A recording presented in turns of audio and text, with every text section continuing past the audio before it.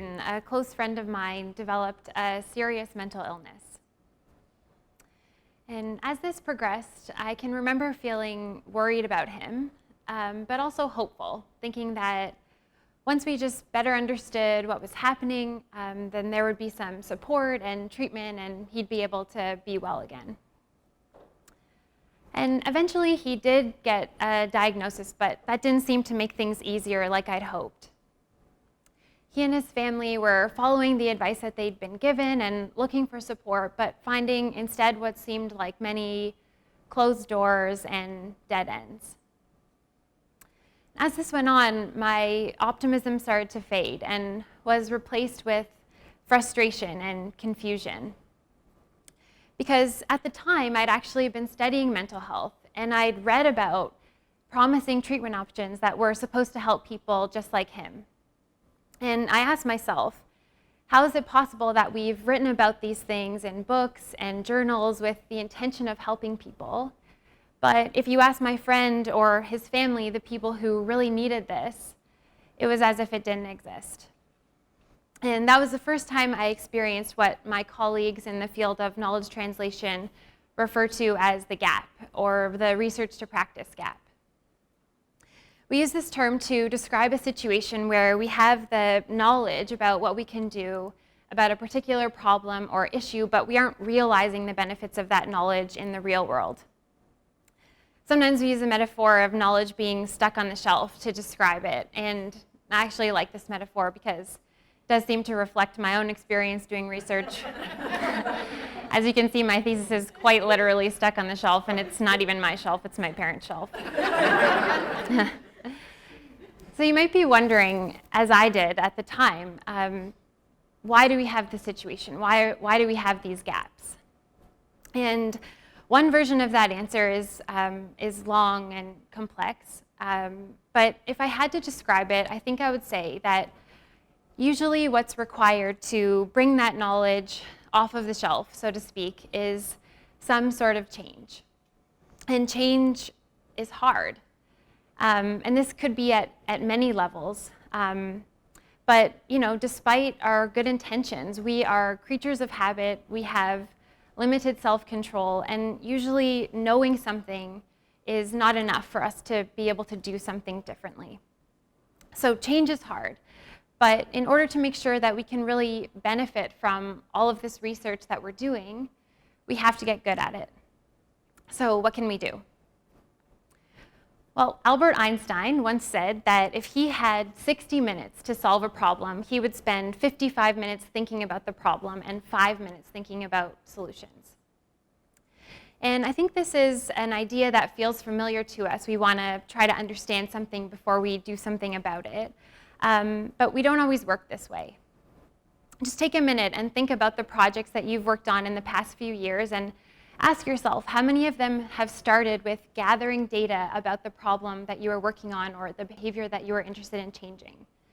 And how many times was most or even half of the resources dedicated to this so that the solution would be easy to create? In my experience, we seem really focused on project outputs. Usually the more productive we are, the more stuff we do, the better. So we're quick to jump into solution mode, and then we feel surprised when those solutions don't have the impact that we want them to. Take the DARE program, for example. Some of you may remember DARE, which was a drug abuse resistance education program that was jointly developed by police officers and school boards in the US. And what this program involved was police officers going into schools to talk to students, to give them information about the importance of saying no to drugs. At its height, DARE's annual budget was more than $10 million, and it was delivered in over 75% of US school districts. I don't know about you, but I'm not sure that providing a lecture is really going to be what's required for us to see lower rates of teen drug use. So there's a mismatch here. The solution that's been designed doesn't reflect the actual issue, and evaluations of DARE indicated this. Year after year, results showed that students who'd been exposed to DARE were no more likely than students who hadn't to say no to drugs. And I think what we can learn from this is that it's really important not to make assumptions, and not to use those assumptions to create solutions. Instead, we have to dedicate time and resources to really understanding the problems that we're working on and the behaviors we're trying to change. And luckily, researchers have been interested in this idea of behavior change for a while. And recently, a team of researchers from the UK have developed a model that can help us do this, that can help us understand behavior. So according to Susan Mishi and her colleagues, there are 3 conditions that must be met in order for behavior to occur. So they say that a person must be capable of doing the behavior, they must have the opportunity, and they must be sufficiently motivated, at least more so than they are to do any number of other competing behaviors. So I think it can be helpful to think through this with an example, and I have a personal example of my own behavior that I've recently observed a change in, and that's flossing. So if we think about flossing as an example, we would say that in order for a person to be capable, they must know how to floss and also be able to actually floss. They also have to have the opportunity. So this includes their social environment, needs to support and encourage them to do this. And it also includes their physical environment, so they need to own floss and they need to be able to access it easily when they need it. And it also includes motivation. So motivation is some of those things that we're not always aware of that kind of drive us to do a behavior. So maybe flossing has become a habit, or maybe somebody feels really good when they floss. And it also includes what somebody would tell you about their motivation. So do they think flossing is good? Do they intend to do it? So I used to struggle with flossing. And it's not that I never did it, it's just that I didn't do it as often as I told my dental hygienist that I did. And this seemed to go okay for a while until inevitably one day I went for my regular checkup and I had not 1 but 2 cavities. And I can remember my hygienist saying to me, you know, Stacie, we can send you home with some floss today and that should really help. And so, as many of you probably know, you have to come back for this follow-up appointment, and you leave this appointment after getting your cavities filled with your face completely frozen. And I think I had forgotten about what this was actually like, so I had actually planned on going to work after this. So clearly, in some sort of denial, I went to buy a coffee thinking, oh, I'm on my way to work, and sure enough, tried to drink the coffee, and in my condition, spilled it all over myself. And I just had this moment where I said to myself, I can't be in this situation ever again. So if I need to step up my flossing game, then that is absolutely what I will do. And I told you this because I think it's a useful example to really illustrate that whether or not it's our own or other people's behavior, we don't always have good insight into what's really contributing to that or what has the potential to change it.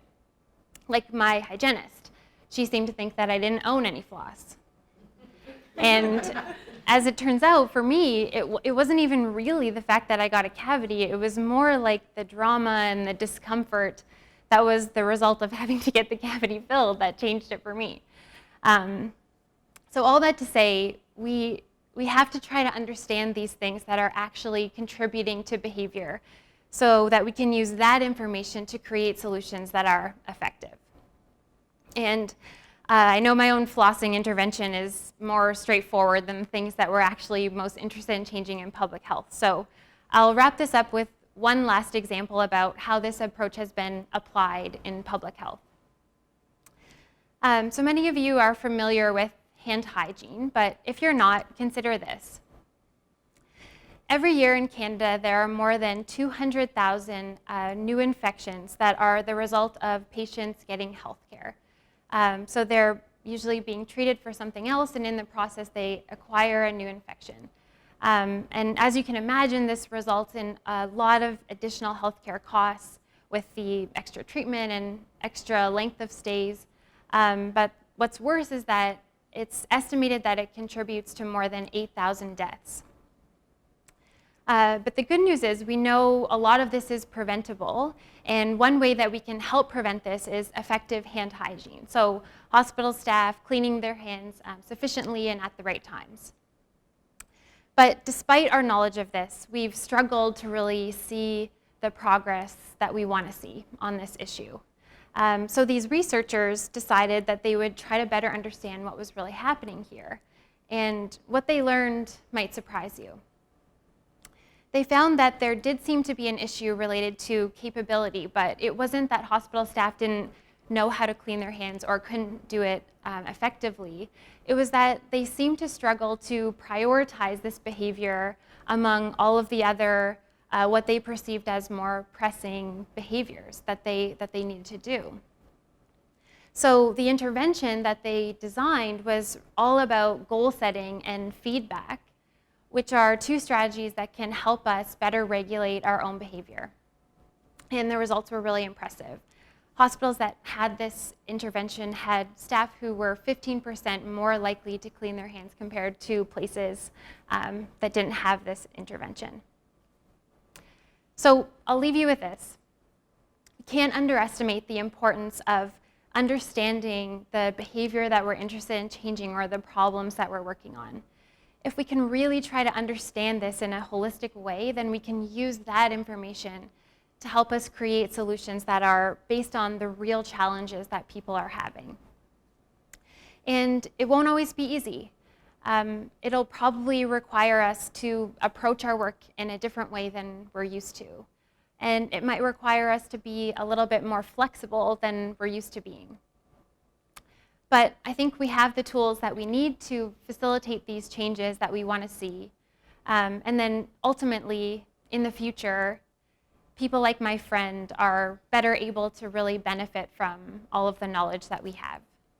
Thank you.